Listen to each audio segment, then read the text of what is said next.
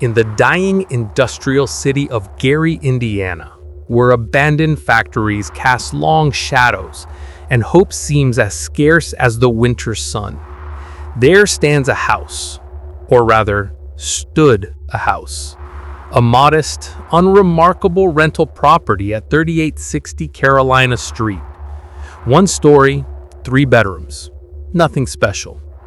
But what happened within those walls in 2011 would become one of the most documented cases of alleged demonic possession in American history.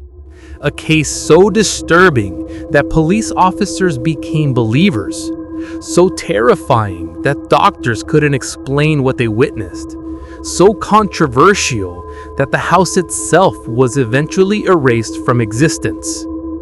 This is the story of Latoya Ammons and the 200 demons that came for her family. November 2011. The air was already turning cold when Latoya Ammons signed the lease. She was a young mother of 3, her children aged 7, 9, and 12. With her came her mother, Rosa Campbell, a devout woman who never went anywhere without her Bible. The house seemed perfect, affordable, quiet street, a screened-in porch where they could enjoy the warmer months to come. They moved in their belongings, set up the children's rooms, and began settling into what they hoped would be a fresh start. For the first few weeks, everything was normal, but then December arrived. Rosa was the first to notice them. On the screened-in porch where the December cold should have killed any insect life, there were flies. Not just a few, swarms of them. Large, black, like horseflies.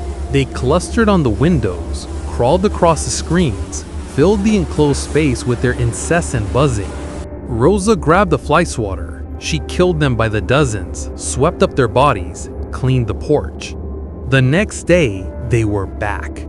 She killed them again, and again, and again. It became a ritual. Every morning, new swarms would appear, no matter how many she destroyed the day before. In the dead of winter, when there should be no flies at all. Latoya tried to rationalize it. Old house, maybe there was a nest somewhere, but something about those flies felt wrong. The way they appeared, the way they seemed endless, like they weren't trying to escape, they were trying to get in. March 2012. 4 months into living at the Carolina Street house, the flies were just the beginning. Late one night, Rosa awoke to the sound of footsteps in the living room. Heavy, deliberate. She crept from her bedroom, Bible in hand, and peered into the darkness. No one was there, but she could still hear them. Thump, thump, thump, walking back and forth across the floor. She turned on every light in the house. The footsteps stopped. But in the silence that followed, she felt it. A presence. Something watching from the shadows. Then, the children started changing. It began with the oldest boy. He was 12, on the edge of adolescence, but suddenly he became different. His eyes would glaze over, unfocused, staring at nothing. He'd sit in corners, rocking back and forth, talking to people who weren't there. The younger children followed. The 7-year-old would wake up screaming, claiming that something was in his room, touching him, whispering to him. The 9-year-old would have sudden violent episodes, throwing things, lashing out, and speaking in a voice that didn't sound like his own. And their eyes. Oh God, their eyes. Latoya watched in horror as, during these episodes, her children's eyes would roll back into their heads, showing only white. They'd convulse, shake, then they'd speak, but it wasn't them speaking. The voices were deep, guttural, adult male voices coming from these small children, words they shouldn't know, languages they'd never learned. Rosa would grab her Bible and pray over them, anointing them with olive oil, reciting scripture until the children would suddenly snap back, exhausted, confused, with no memory of what had just happened. But the worst was yet to come. One evening, Rosa saw something that would haunt her for the rest of her life. She walked into the children's bedroom and found her 12-year-old granddaughter floating, not jumping on the bed, not standing, levitating, unconscious, suspended 2 feet above the mattress. Rosa screamed, ran to the girl, and began praying frantically. Latoya rushed in, and together they surrounded the floating child with prayer, their voices growing louder and more desperate. Slowly, agonizingly slowly, the girl began to descend. When she finally touched the bed, her eyes opened. She looked around, confused and frightened. "Grandma, what happened? Why are you crying?" She had no memory of it, none at all. By now, the children were missing significant amounts of school. Their behavior was so erratic, so violent, that Latoya was terrified to let them out of her sight. She knew how this looked. She knew people would think she was crazy. But she needed help. Dr. Jeffrey Onyuku was a primary care physician in the area, a rational man, a man of science. When Latoya brought her boys to his office in April 2012, he assumed he'd be dealing with a psychiatric case, trauma, perhaps abuse, something explainable. What he witnessed instead would shake his understanding of reality. The 2 boys were in the examination room with their grandmother when it happened. The younger one, the 7-year-old, suddenly began growling, his head tilted back, eyes rolling white, and he started speaking in that voice, that horrible, deep, adult voice. Then he smiled. Not a child smile, something else. Before anyone could react, the boy's older brother fell unconscious, just collapsed. Then the younger one did the same.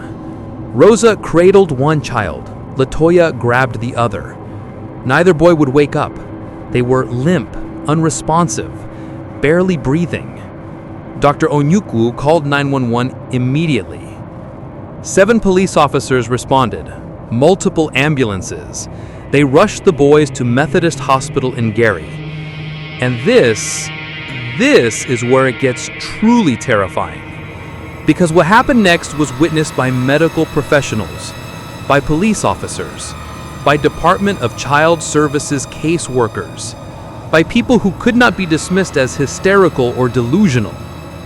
At the hospital, the older boy, the 9-year-old, woke up acting relatively normal, confused but normal. The 7-year-old was different.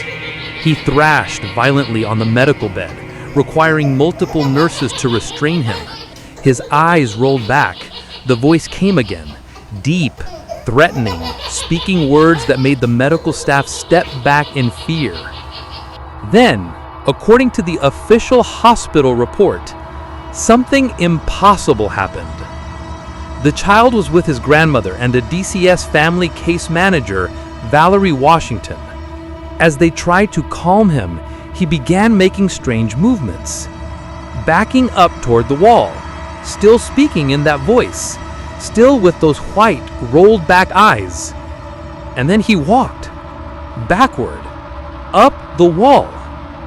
He walked backward up the wall to the ceiling while Valerie Washington and the attending nurse watched in absolute terror.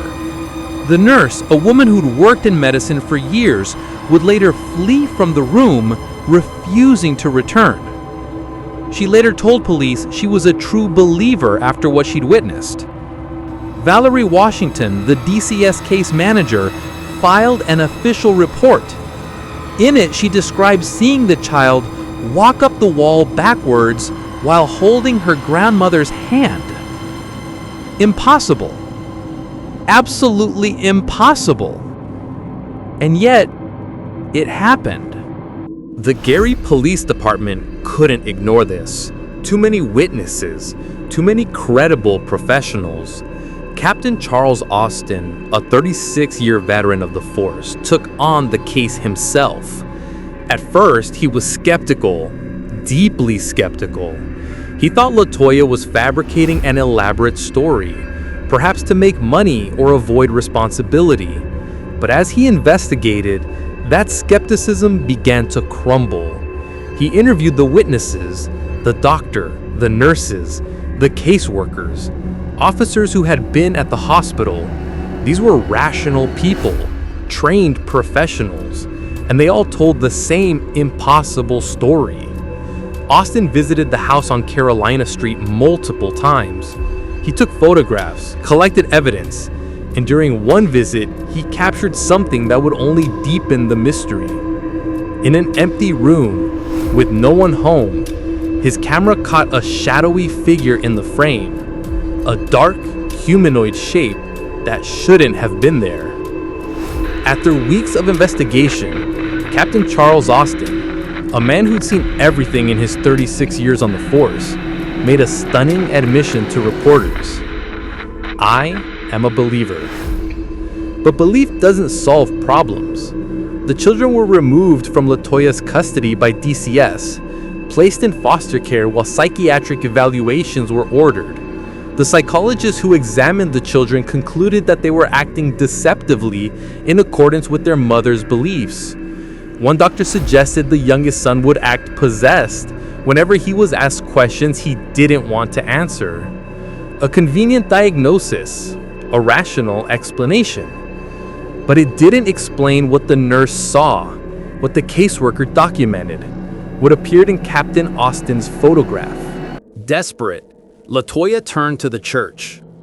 2 local clairvoyants had visited the home earlier. They'd walked through the rooms, felt the energy, and delivered a terrifying verdict. This house wasn't haunted by a ghost.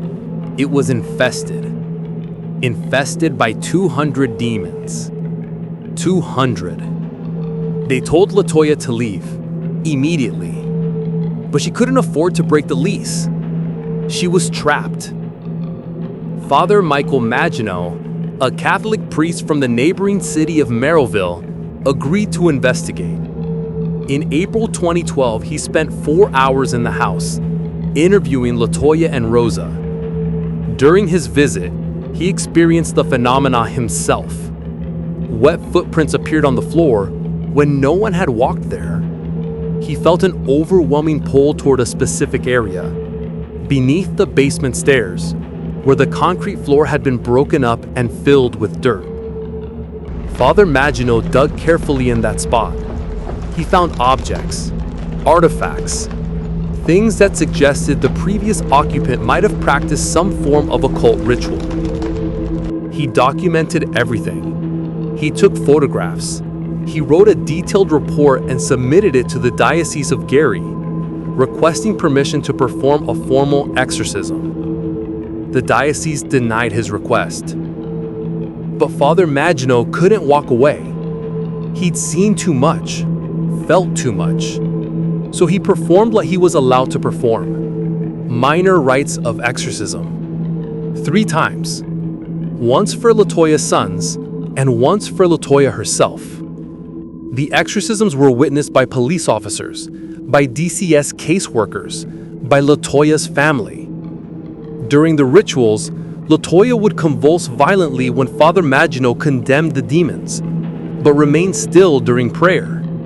Her body would contort, the deep voices would emerge, and then, suddenly, she would fall unconscious, peaceful, as if a great weight had been lifted. By June 2012, Latoya had moved to Indianapolis, putting miles between herself and the Carolina Street house. Father Maginot performed one final major exorcism, this time in Latin. It lasted 2 hours. At the end, his assistant wrote something on a piece of paper. A name. The demon's name. They sealed it, surrounded it with salt, with instructions to burn it if the entity ever returned. That night, Latoya suffered horrific nightmares. But after that, silence. The activity stopped.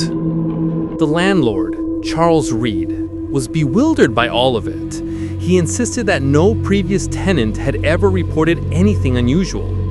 The family who moved in after Latoya, they experienced nothing. No flies, no footsteps, no demons.